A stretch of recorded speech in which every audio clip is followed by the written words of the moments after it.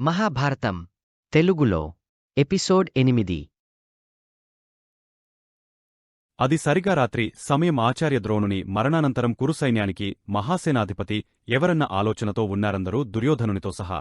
భీష్ముడు ఉత్తరాయణ పుణ్యకాలాన్ని నిరీక్షిస్తూ బాణాలతో నిర్మించిన మంచంమీదనే ఉన్నాడు.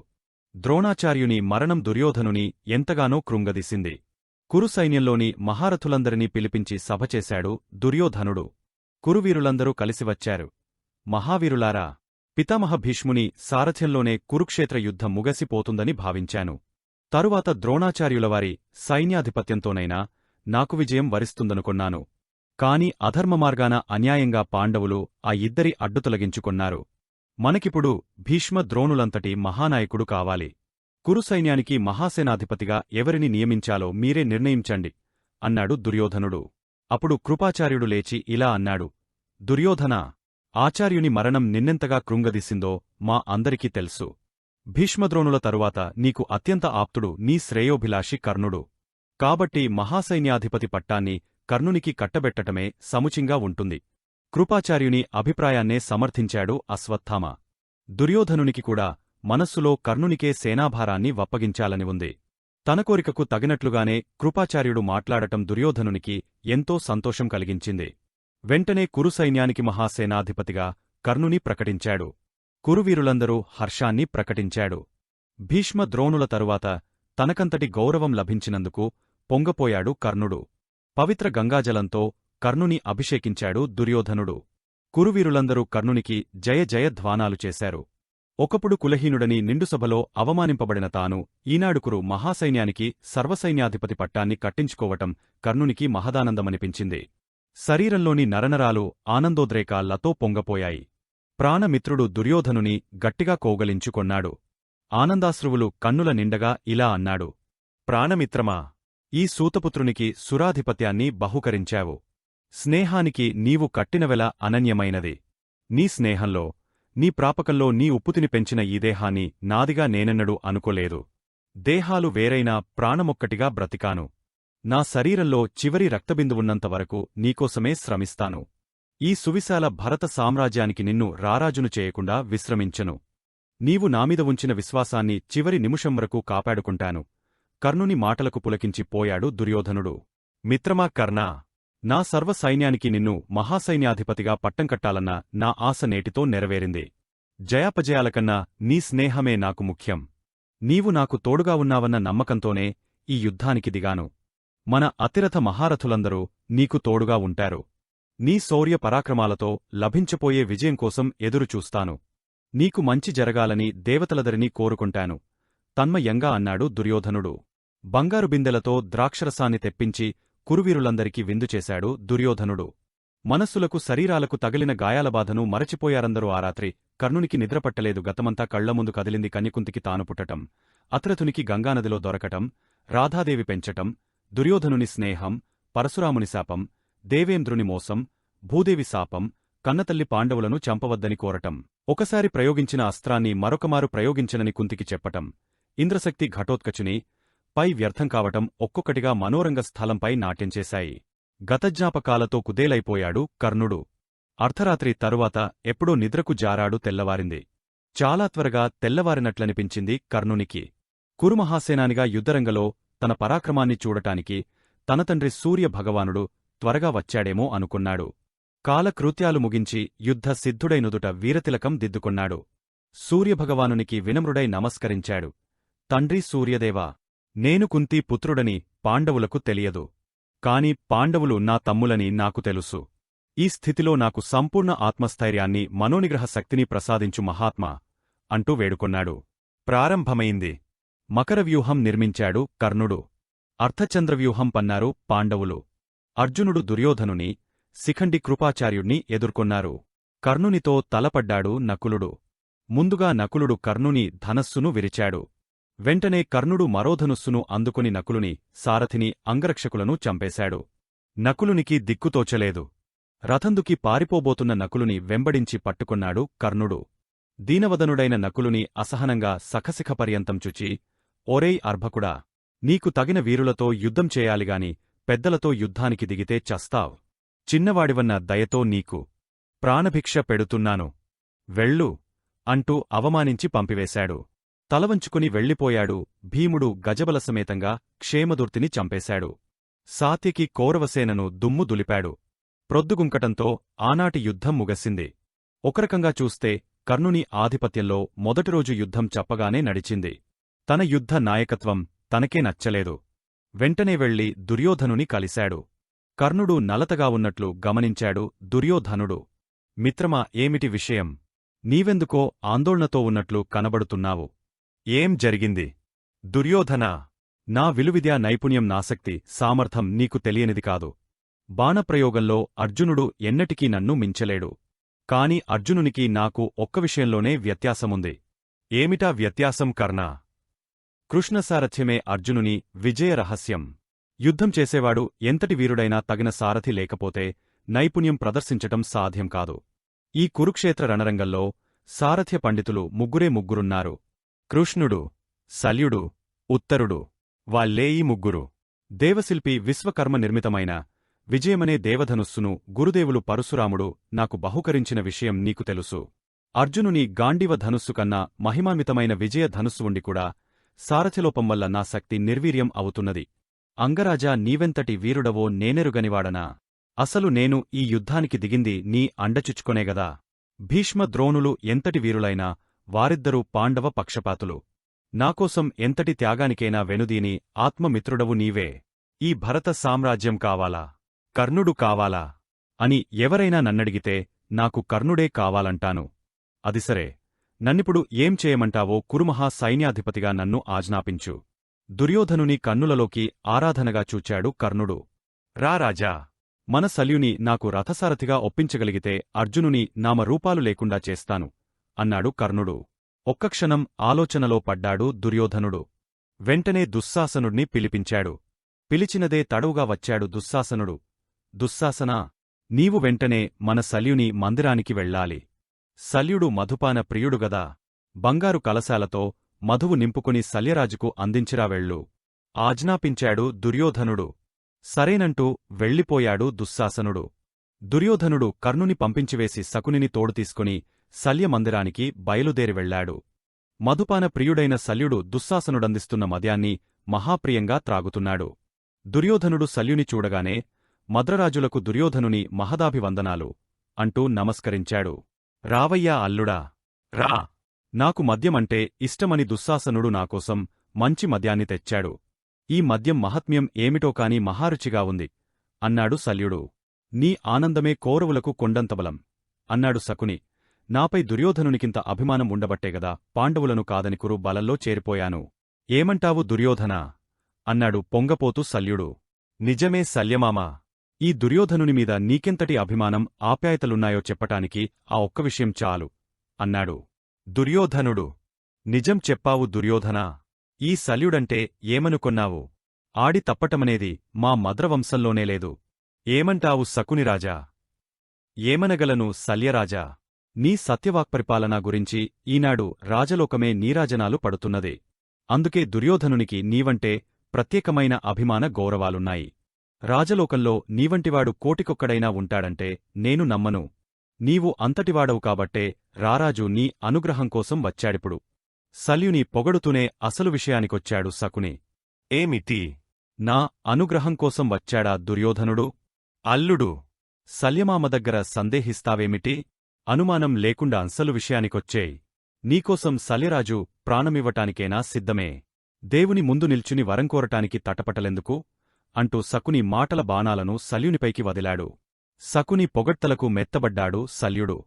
ఏం లేదు మామా, ఎలా చెప్పాలా అని ఆలోచిస్తున్నాను అన్నాడు దుర్యోధనుడు. మద్యం త్రాగిన తమకల్లో తడబడుతూ లేచాడు శల్యుడు. దుర్యోధనుడిని దగ్గరగా తీసుకొన్నాడు. అతని రెండు భుజాలమీద అభయమిస్తున్నట్లుగా తట్టాడు.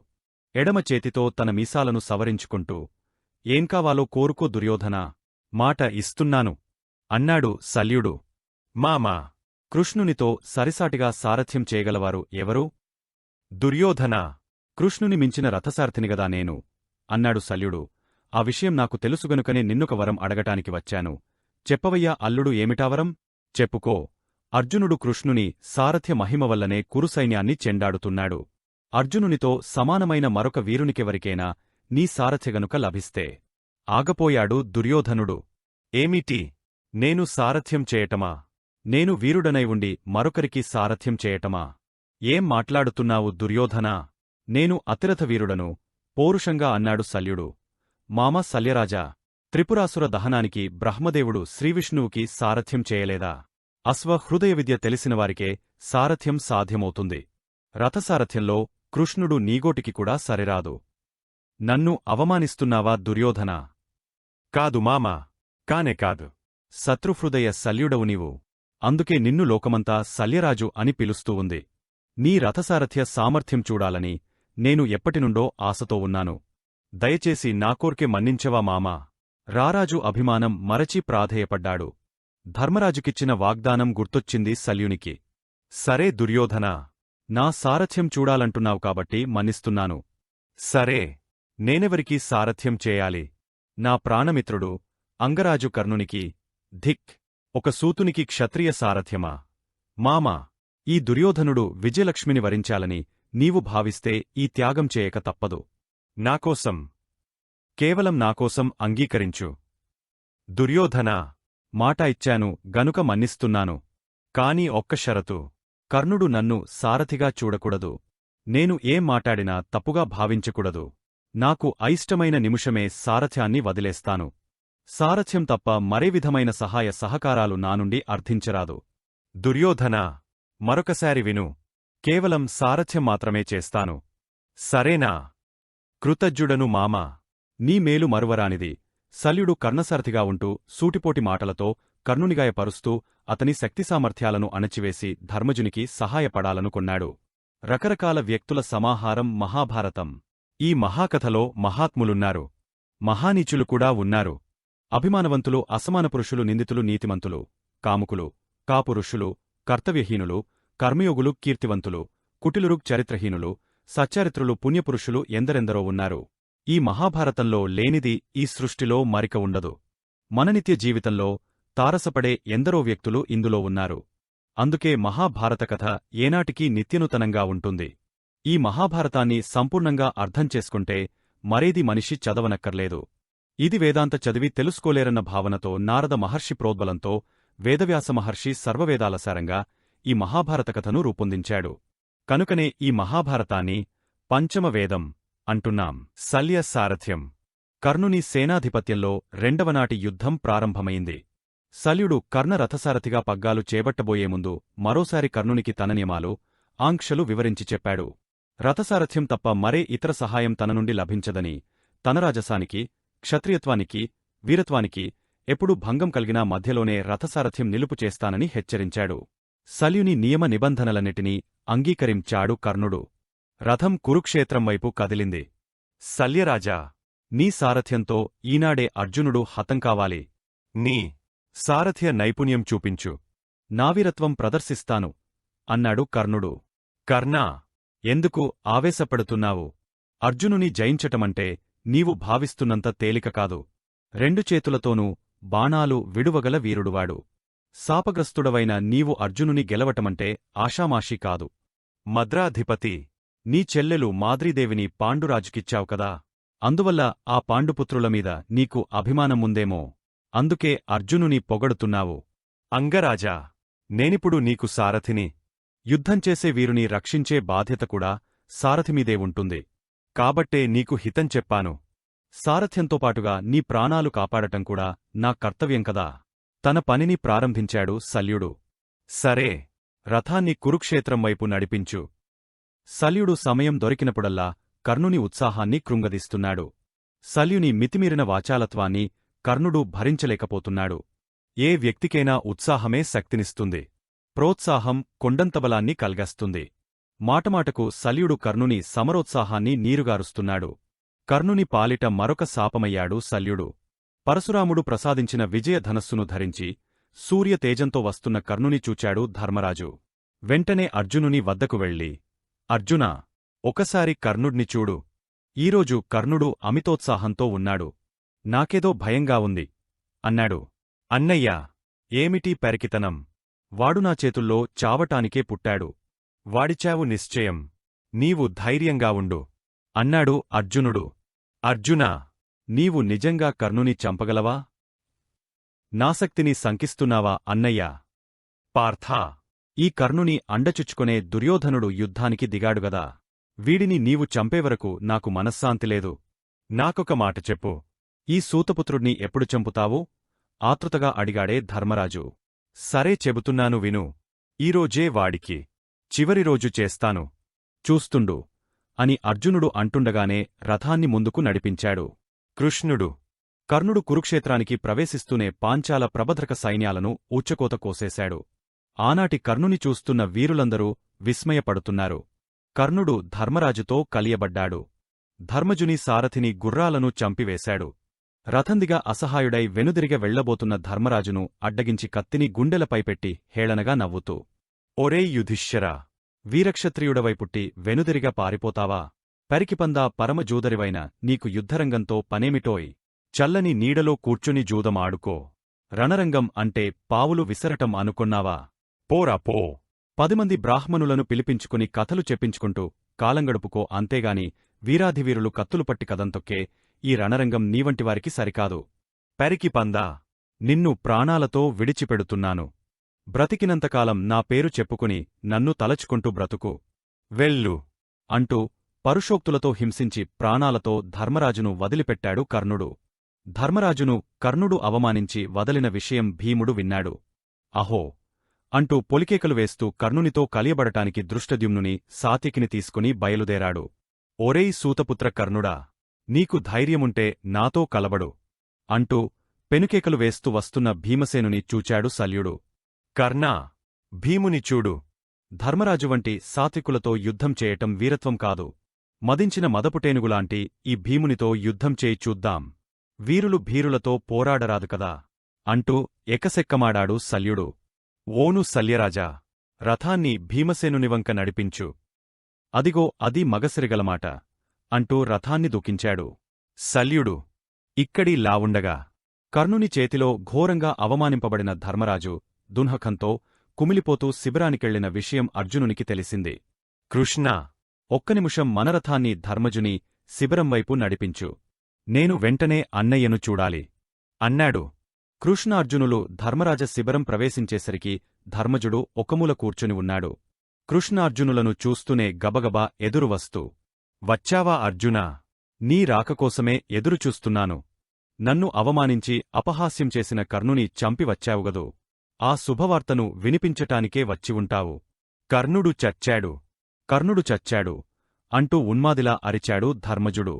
ధర్మరాజు వింత ప్రవర్తనకు కృష్ణార్జునులిద్దరూ తెల్లబోయారు. చెప్పు అర్జునా! కర్ణుడు చచ్చిపోయాడా? లేదన్నయ్యా! నన్ను అవమానించి హేళన చేసిన కర్ణుని వదిలి ఎందుకు వచ్చావ్? నిన్ను చూచి వెళదామని వచ్చాను. ఏం చూచి వెళదామని వచ్చావు? కర్ణదయాలబ్ధమైన ప్రాణాలతో ధర్మరాజు ఎలా ఉన్నాడో చూచిపోదామని వచ్చావా? అయ్యో! ఆ కర్ణుడు నన్ను చంపినా బాగుండేది.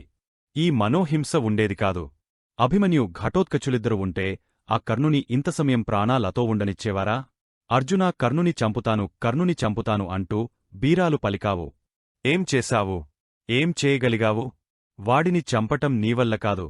వాడు వీరుడు, మహావీరుడు. విరాటనగరంలోని ఆడతనం నీలో ఇంకా మిగిలి ఉంది.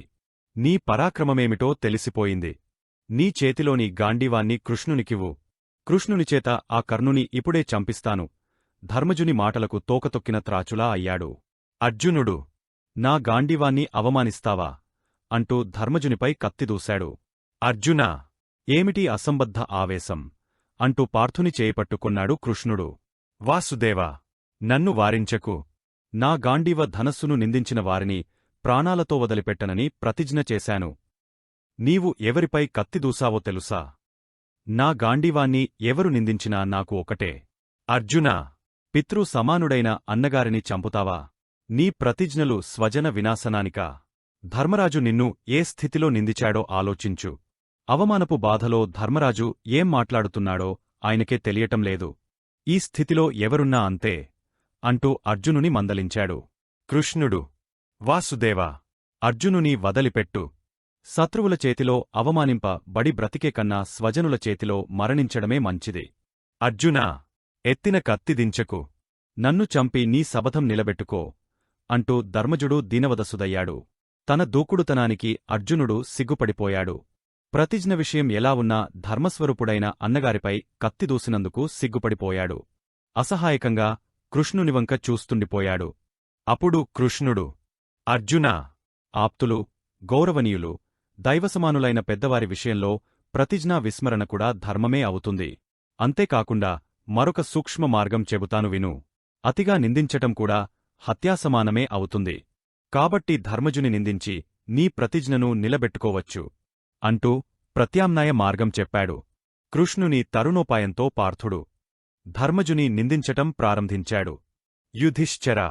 కర్ణుని చేతిలో ఘోరావమానం పాలైన నీవు విచక్షణ మరచి అన్యాయంగా నన్ను నిందించావు. అసలు ఈ సమస్త వినాశనానికి కారణం ఎవరు? నీవ్ కాదా? నీకున్న జూదవ్యసన కారణంగా నీ తమ్ముళ్లందరమూ పడరాని పాట్లు పడ్డాం. అరణ్యవాసాలు చేశాం. అజ్ఞాతవాసాలు చేశాం. చివరకు అతినీచమైన దాస్యవృత్తి చేశాం. నీవు వ్యసన పరుడివి, జూదరివి. అర్ధాంగితో సహా తమ్ములందరినీ పందెం ఒడ్డిపాచికలాడిన నిర్దయుడవు. నీకున్న రాజకాంక్ష ఫలితమే ఈనాటి ఈ మహాకురుక్షేత్ర యుద్ధం. క్షత్రియుడవై ఉండికూడా సూతుని చేత పరాభవం పొందావు. మహావీరుడనైన నన్ను చేతగానివాడనని నిందిస్తున్నావు. నా గాండీవ ధనుస్సును మరొకరికిమ్మని కారుకుతలుకుస్తున్నావు. ఒకసారి నిజమాలోచించు. నీవల్లనేగదా నా కొడుకు అభిమన్యుడు పోయాడు. నీవల్లనేగదా ఘటోత్కచుడు అంతరించాడు. నీమీద మా అందరికి ఉన్న గౌరవాన్ని ఆసరా చేసుకుని మమ్ములనందరినీ బాధిస్తున్నావు. నీలోని రాజ్యకాంక్షకు మమ్ములను బలిచేస్తున్నావు. ధర్మరాజును అంతేసిమాటలు అనవలసి వచ్చినందులకు కన్నీరు కార్చుతూ బాధపడుతూనే అన్నేసి మాటలు అన్నాడు అర్జునుడు. అర్జునుని మాటలు వాడిసులాలై బాధించాయి ధర్మరాజును. కృష్ణ కారణంగానే అన్నాడో కావలిసి అన్నాడోగాని అర్జునుడు ములుకుల్లాంటి మాటలన్నాడు. నేను అడవికి వెళ్ళి తపస్సు చేసుకుంటాను. భీమసేనునికి పట్టాభిషేకం చెయ్యండి. అయ్యో! నావల్లనేగదా అందరూ కష్టాలనుభవించారు. ఈనాడు కూడా అనుభవిస్తున్నారు.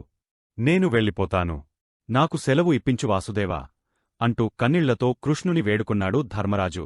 వెంటనే అర్జునుడు ధర్మజుని కాళ్లపై పడ్డాడు. అన్నయ్యా! నా ప్రతిజ్ఞాపాలనార్థమై నిన్ను నిందించానేగాని కావాలని నేను నిన్ను నిందించలేదన్నయ్యా. పాండుకుమారులు అన్నగారి మాటను జవదాటి ఎరుగరని లోకమంతా చెప్పుకోవటం నీకు తెలియనిదా? దేవుని ఆజ్ఞనైనా ధిక్కరించగలంగాని నీమాటను జవదాటటం నీ తమ్ములకు చేతకాదని నీవెరుగవా? నిజంగా నీకు నామాటలు అంతటి బాధ కలిగించాయనుకుంటే నీ కళ్లముందే నేను ఆత్మహత్య చేసుకుంటాను అంటూ అర్జునుడు పిడిబాకు తీసుకుని పొడుచుకోబోయాడు. గబాలున అర్జునుని చేయిపట్టుకున్నాడు కృష్ణుడు. బావా! అర్జునా, ఏమిటిది? నీకేమైనా మతితప్పిందా? కృష్ణా! నన్ను చచ్చిపోని. ఏనాడు పన్నెత్తుమాట అని ఎరుగని నేను ఈనాడు అనరాని మాటలు అన్నాను. ధర్మజుని మనసు గాయపరచాను. నా పాపానికి ఇదే ప్రాయశ్చిత్తం. కృష్ణా! అర్జునుని శాంతింపచేయి అంటూ కృష్ణునికి నమస్కరించాడు ధర్మజుడు. బాగుందయ్యా మీ అన్నదమ్ముల వరస. క్షణంలో ప్రమాదం, క్షణంలో ప్రమోదం. అర్జునా! పరనింద హత్యాసమానమైనట్లుగానే ఆత్మస్తుతి కూడా ఆత్మహత్యతో సమానమైనదే. కాబట్టి నీవు ఆత్మస్తుతితో అన్నను నిందించిన పాపాన్ని కడిగవేసుకో. పార్థా! ధర్మరాజు నిన్ను దూరం చేసుకుని జీవించగలడా? భీమ నకుల సహదేవులు బ్రతికి ఉండగలరా? కురుక్షేత్రయుద్ధానికి భయపడి అర్జునుడు ఆత్మహత్య చేసుకున్నాడని లోకమంతా పరిహసింపరా? నీవు ఆత్మహత్య చేసుకోవటానికి, ధర్మజుడు వనవాసం వెళ్లటానికి ఇదా సమయం. కృష్ణుడు మెత్తగా మందలించాడిద్దరిని. బావా! నిన్నిపుడేం చేయమంటావు? బేలగా అడిగాడు అర్జునుడు. ఏముంది? ఆత్మస్తుతి ఆత్మహత్యా సమానమని చెప్పానుగదా. ఇక అర్జునుడు ఆత్మస్తుతి ప్రారంభించాడు. ధనుర్యుద్ధంలో పరమశివుని మెప్పించి పాశుపత మహాస్త్రం పొందినవాడను నేను. కుడియడమల భేదం లేకుండా రెండు చేతులతోనూ బాణాలు సంధించి గురి ముట్టించగల విలుకాడను నేను. ఈ పృథ్విలో నన్ను మించిన విలువిద్యా విశారదుడు లేడుగాక లేడు. నేను గాండీవధారినై యుండగా దేవేంద్రుడు కూడా నా ముందు నిలువలేడు. శౌర్య సాహసాల్లోనూ సౌందర్య శృంగారాలలోనూ నాకు నేనే మిన్న అంటూ ఆత్మస్తుతిని నిలిపి ధర్మజుని కాళ్లమీద పడ్డాడు. ధర్మరాజు అర్జునుని గ్రుచ్చి గ్రుచ్చి కౌగలించుకొన్నాడు. కృష్ణుడు సంతృప్తిగా నిట్టూర్చాడు. అన్నయ్యా! ఈరోజుతో కర్ణుని ఆయుర్దాయాన్ని ముగాస్తాను. కర్ణుని చంపిన తరువాతనే మరలా నీముఖం చూస్తాను. వాడిని చంపేవరకు నేను ధరించిన యుద్ధ కవచం విప్పను. ధర్మజుని కాళ్లకు నమస్కరించాడు అర్జునుడు. అర్జునా! మనకు వాసుదేవుడే దేవదేవుడు. పరమాప్తుడైన శ్రీకృష్ణుడు మన అండనుండగా మనకు విజయం అనాయాసమే. యోగీశ్వరుడైన కృష్ణునితో కలిసి నీవు ధనుర్ధారివై ఉండగా 1000 మంది కర్ణులైనా నొచ్చిచావవలసిందే. వెళ్ళెరా. వాడు చచ్చాడన్న వార్త వినేవరకు నేను మంచినీరు కూడా ముట్టను అన్నాడు ధర్మజుడు. కృష్ణసమేతుడై కురుక్షేత్రానికెళ్ళిపోయాడు అర్జునుడు. దుశ్శాసన వధ. యుద్ధం చాలా వేడిగా వాడిగా ఉంది.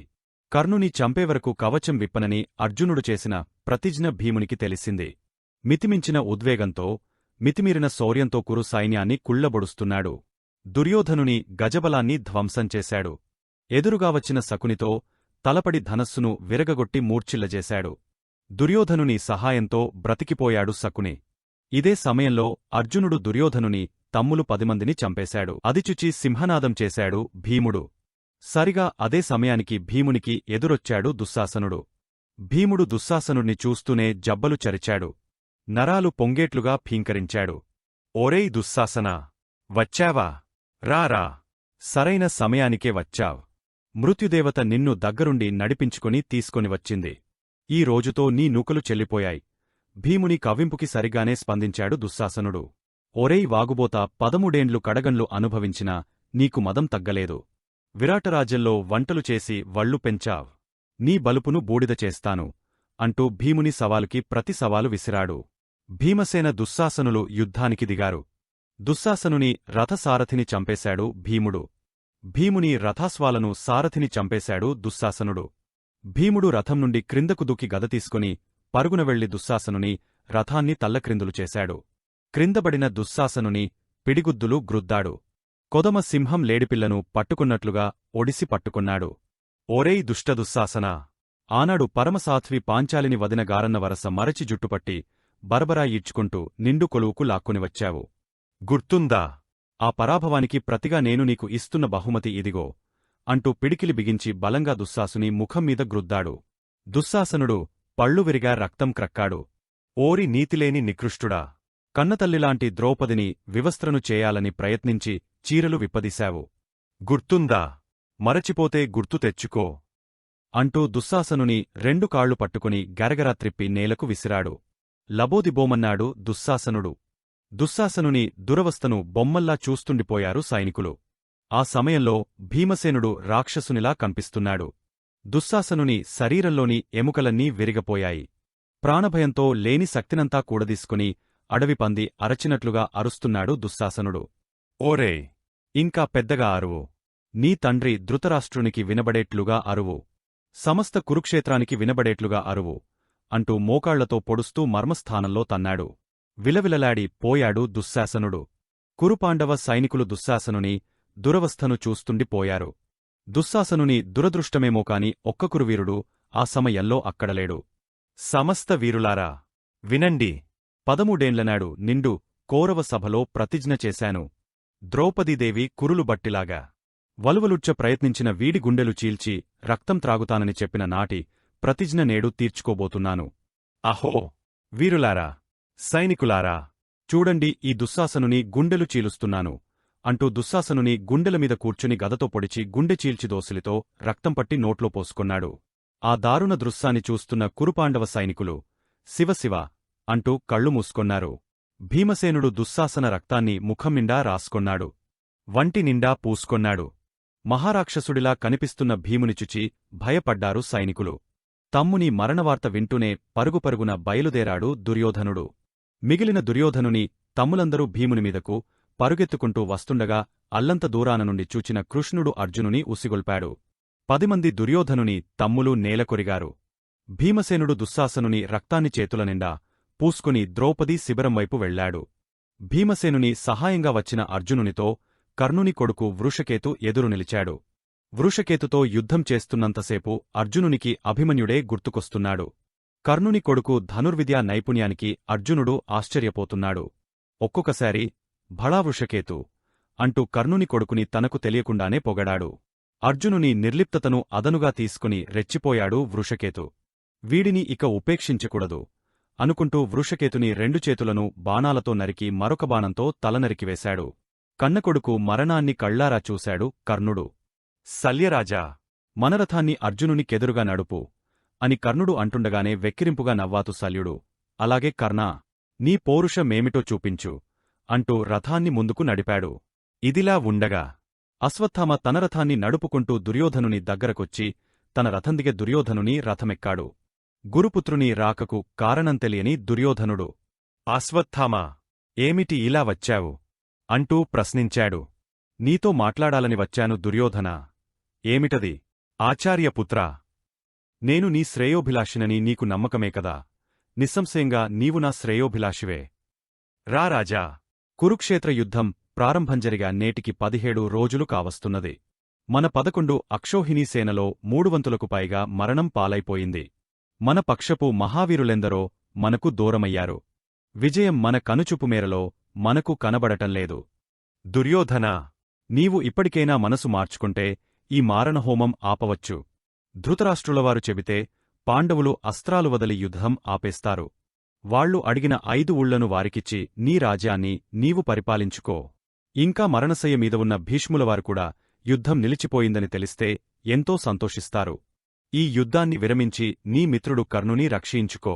మిగిలివున్న సైనికులందరికీ ప్రాణప్రదానం చెయ్యి. రా రాజా. ఒక్కసారి మన సైనికుల ముఖాలను చూడు. వాళ్ల నాష్ఠ ముఖాల్లో ప్రాణభయం ఎలా కనిపిస్తున్నదో చూచావా? నీవొకసారి నిష్పక్షపాతంగా ఆలోచించి చూడు. దుర్యోధనుడు అశ్వత్థామ మాటలను విన్నంతసేపు శ్రద్ధగానే విన్నాడు. అశ్వత్థామ కళ్లలోకి సూటిగా చూస్తూ అతని భుజంపై చేయివేసి, గురుపుత్రా, ఇంత బేలవైపోయావేమిటి? అపరరుద్రుడవైన నీవు ఈ విధంగా శాంతి మంత్రాలు చెబుతున్నావేమిటయ్యా? నిజమే. మహావీరులైన భీష్మ ద్రోణాదులు మనకు దూరమయ్యారు. పాండవులు క్షత్రియోచితంగా కాకుండా కుటిల తంత్రాలతో భీష్మద్రోణులను మట్టుపెట్టారు. ఇది తలచుకుంటుంటే నీ రక్తముడికి వేడెక్కటంలేదా? ఆ టన్లేదా? ఆ భీమసేన పశువు దుశ్శాసనుని ఎంత థోరాతిఘోరంగా చంపాడో చుచావుగదా. నాతముని గుండె చీల్చి రక్తం త్రాగాడు. థీఛీ! మానవుడు చేయవలసిన పనేనా ఇది? అశ్వత్థామా, నీవు చెప్పినట్లుగా నేను ఈ యుద్ధాన్ని విరమిస్తే దుర్యోధనుడు ప్రాణభయంతో సంధికొచ్చాడని పాండవులు నవ్విపోరా?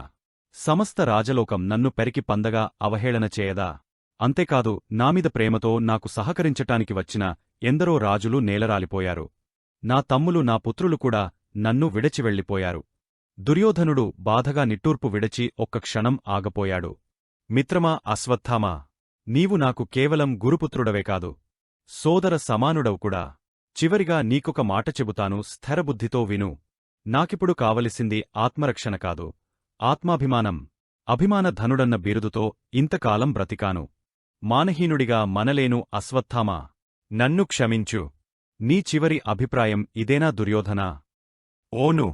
ప్రచండ సూర్యసమానుడైన కర్ణుడు, అపర రుద్రుడవైన నీవు, గదావీరుడనైన నేను, కృతవర్మ, కృపాచార్య, శల్యాది మహావీరులుండగా పాండవులను విజయలక్ష్మి వరించటంకల్లా తేల్చి చెప్పేశాడు. ఇంత జరిగపోయినా దుర్యోధనుడు ధైర్యాన్ని అశ్వత్థామ జరుగనున్నది జరుగక మానదు అనుకుంటూ తన రథమెక్కి ముందుకు సాగపోయాడు.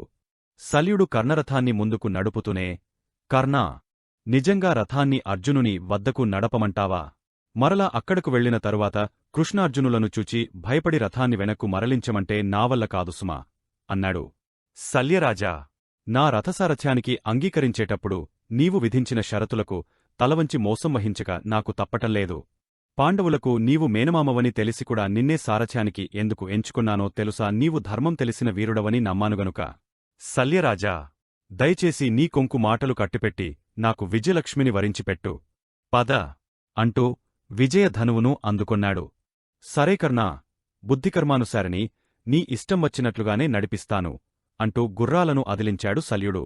సూర్య తేజస్సుతో ఎరుపెక్కిన కళ్లతో, రణోత్సాహంతో నిపుల బంతిలా ఉన్న కర్ణుని తేరిపారచూచాడు అర్జునుడు. చేతిలో ఉన్న గాండీవం అప్రయత్నంగా కాసింత క్రిందికి జారింది. కర్ణునిలో తన అన్న ధర్మరాజ రూపం తళుక్కున మెరిసి చటుక్కున మాయమైంది. చకిత మనస్కుడై కృష్ణునితో అర్జునుడు, బావా కృష్ణ, చూచావా కర్ణుని? చూస్తున్నాను పార్థా. ఈరోజే కర్ణునికి చివరి రోజు. కృష్ణా, ఒకవేళ ఈ యుద్ధంలో నాకే చివరి రోజైతే? అసంభవం. అసంభవమే అనుకో. ఒకవేళ నేనే. ఏమిటి అర్జునా ఈ మాటలు?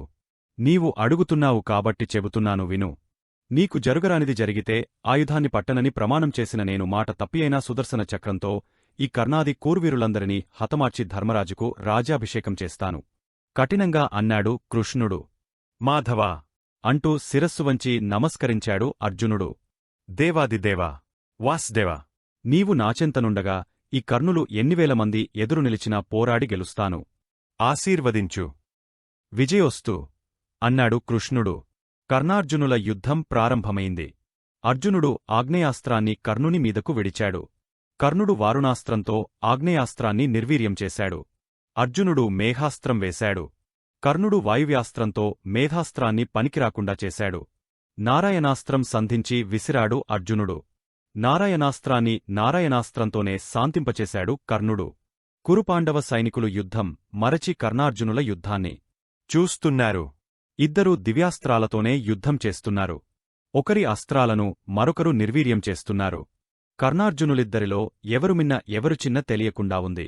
కర్ణుడు నాగాస్త్రాన్ని తీసి నమస్కరించి అర్జునుని గుండెలకు గురిపెట్టాడు.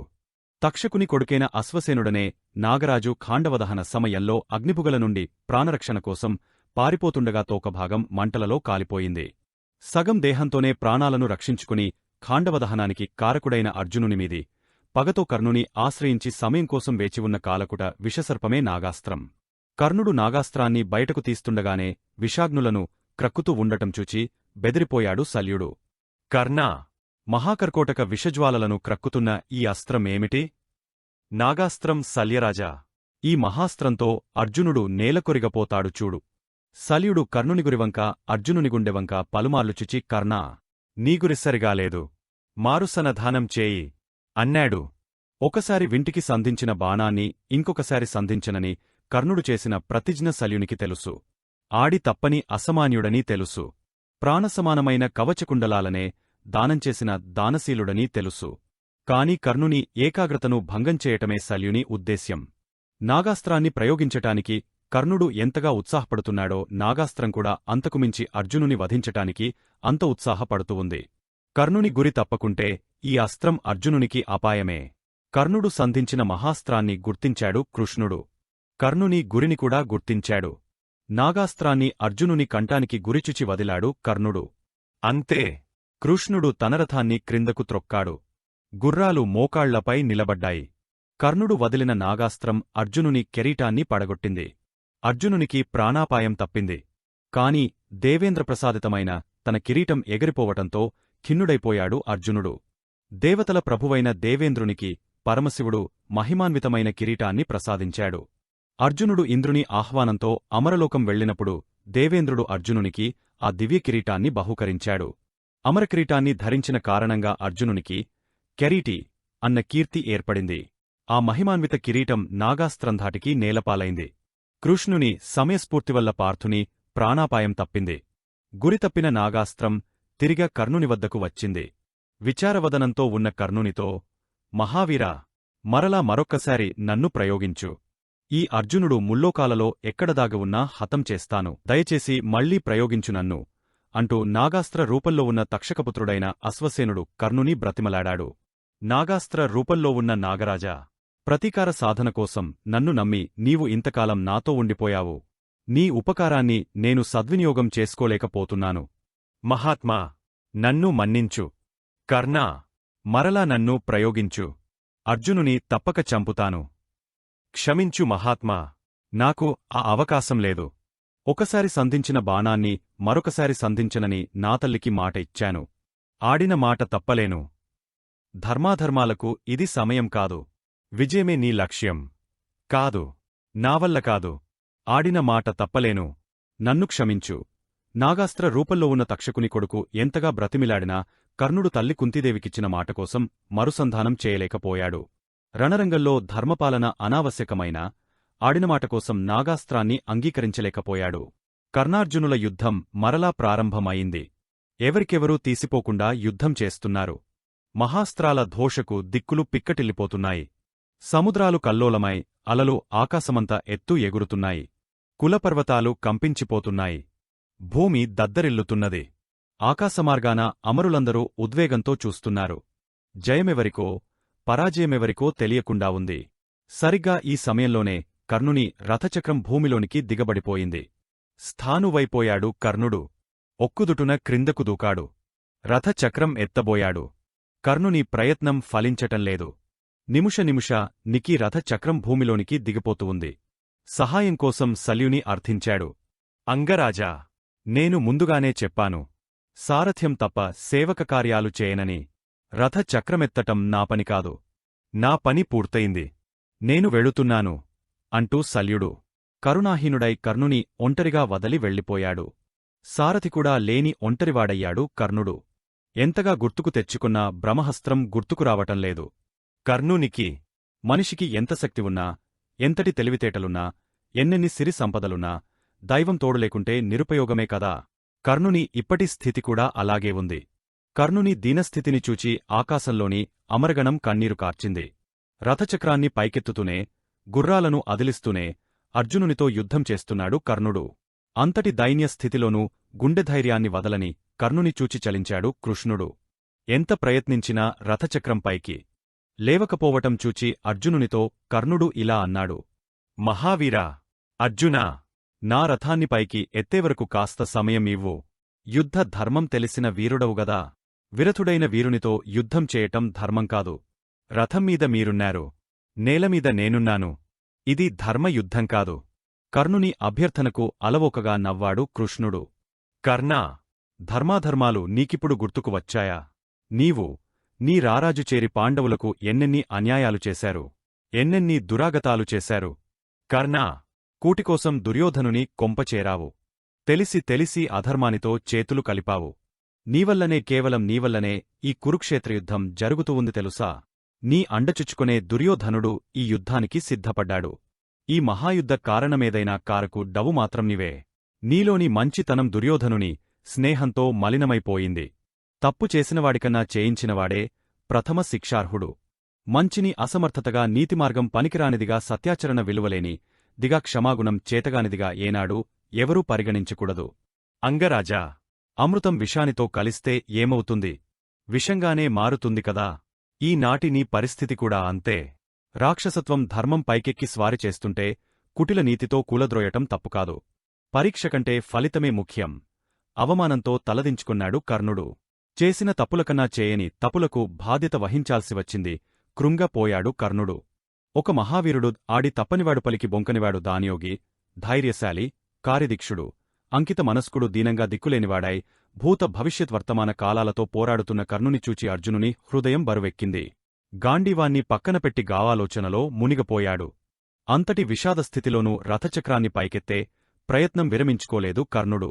ఎత్తుతున్న కొద్దీ క్రిందికి దిగిపోతున్నది రథం. కర్ణవధకు అదే సుసమయమని భావించాడు కృష్ణుడు. అర్జునా! కర్ణుని కడతేర్చటానికి ఇదే సమయం. దివ్యాస్త్రాన్ని సంధించు తటపటాయించాడు అర్జునుడు. పార్థా! అధర్మమని ఆలోచించకు. రథాన్ని కర్ణుడు పైకెత్తితే వాడిని యముడు కూడా ఏమీ చేయలేదు.